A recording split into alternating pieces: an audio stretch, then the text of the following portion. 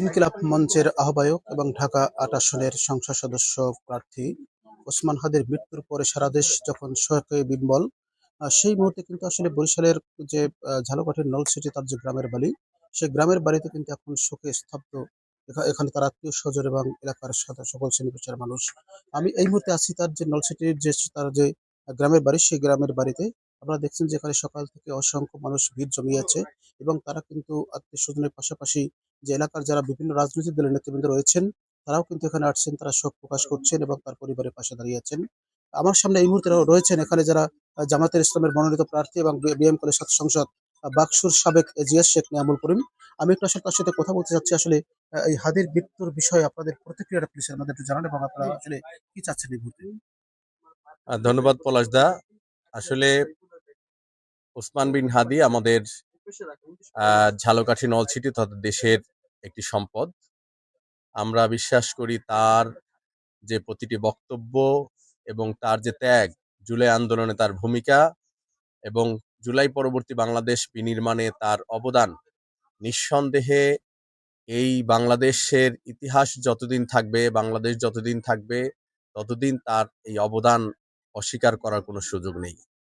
অতএব এমতো অবস্থায় আমাদের দাবি হচ্ছে, শরীফ ওসমান যেহেতু সে মৃত্যুর আগ মুহূর্ত পর্যন্ত নানান অনুভূতি দিয়ে প্রকাশ করে গিয়েছে তার মৃত্যুর কথা, তো সেই ক্ষেত্রে তার মৃত্যুর পরবর্তী যেন বিচারটা নিশ্চিত হয়, সে ব্যাপারে আমাদের প্রধানতম দাবি ঢাকায় তাকে দাফনের ব্যবস্থা করা হতে পারে, তবে সেটা অবশ্যই ফ্যামিলির অনুমতি সাপেক্ষে।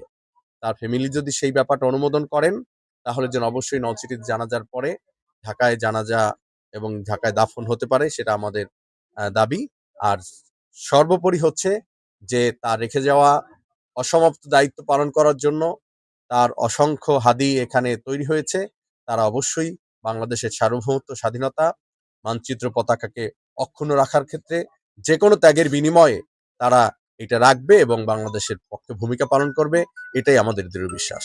যেমনটা বলছিলেন যে আসলে যদিও ঢাকায় যদি তাকে দাফন করা হয়, শেষ মুহূর্তে যেন তাকে অন্তত নলছিটিতে তাকে যেন এখানে নামাজের জানাজাটা করা হয়, এইটা দাবি কিন্তু এখানে মানুষ করছেন। ওসমান হাদিকে যারা হত্যা করছে তাদেরকে বিচারের মুখোমুখি করতেই হবে, এটা আমাদের ১ নম্বর দাবি। এবং ওর সাথে যারা জড়িত আছে এই হত্যাকাণ্ডের সাথে, তাদেরকেও বিচারের আওতায় আনতে হবে। না, আমরা হত্যাকারীর সাথে কোনো আপোষে আসবো না। আমাদেরকে ওসমান হাদিকে যেমন হাজার কোটি টাকা দিয়েও কেনা সম্ভব হয়নি, আর আমাদের পরিবারের একটা সদস্যকেও পৃথিবী লিখে দিলেও আমাদেরকে কেনা যাবে না। ওসমান হাদি আমার একাডেমিক বন্ধু, আমরা একসঙ্গে পড়াশোনা করেছি, একই সঙ্গে সে আমার বিশ্ববিদ্যালয় ভর্তি কোচিংয়েরও বন্ধু। আমরা ঢাকায়ও এক রুমে ছিলাম এবং ঝালকাঠিতেও আমরা আবাসিকে এক রুমে ছিলাম।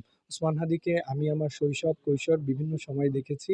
তিনি আউট অ্যাক্টিভিটিস, পড়ার বাইরেও মেধাবী তো ছিলই, এর বাইরে তিনি আবৃত্তি, কবিতা, একই সঙ্গে লেখালেখি এবং বক্তৃতায় তার অবস্থান সবসময় জাতীয় পর্যায়ে শ্রেষ্ঠ ছিল। তখন থেকেই আমরা বুঝতাম যে ওসমান হাদি নেতৃত্বের একটি চূড়ান্ত জায়গায় যাবে। ওসমান হাদি সারা বাংলাদেশের কণ্ঠস্বর হয়ে উঠেছিল। সহপাঠী হিসেবে মনে করি তিনি আরও জাতির জন্য অনেক কিছু করতে পারতেন, কিন্তু দুর্বৃত্তরা তার কণ্ঠকে রোধ করলো। কিন্তু একজন ওসমান হাদির কণ্ঠ রোধ করে আসলে এভাবে থামিয়ে দেওয়া যাবে না। এক ওসমান হাদির কণ্ঠ রোধ হলে আরও হাজারো কণ্ঠস্বর ওসমান হাদি হয়ে জন্মাবে।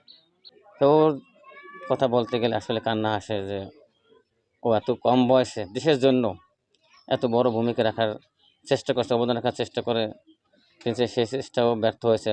দুর্বৃত্তকারীরা ওকে গুলি করে হত্যা করেছে। ওর প্রতি রইল গভীর সমবেদনা এবং ওর বিদেহী আত্মা যেন আল্লাহ জান্নাতুল ফেরদৌস নসিব করেন, এই জন্য ওর জন্য দোয়া করি। সব মিলিয়ে আমরা বলতে পারি যে এখানে যারা উপস্থিত হয়েছেন সকাল থেকে, যারা আসছেন, তারা প্রত্যেকে কিন্তু আসলে সেই হাদির বা যে হত্যাকাণ্ডের যে বিচার দাবি করছেন এবং তারা যেন তার দাবিটা যেন বাস্তবায়ন করা হয়, এটাই কিন্তু এখানে মানুষ দাবি করছেন। এই ছিল মূলত হাদির বাড়ির গ্রামের বাড়ির সর্বশেষ খবর।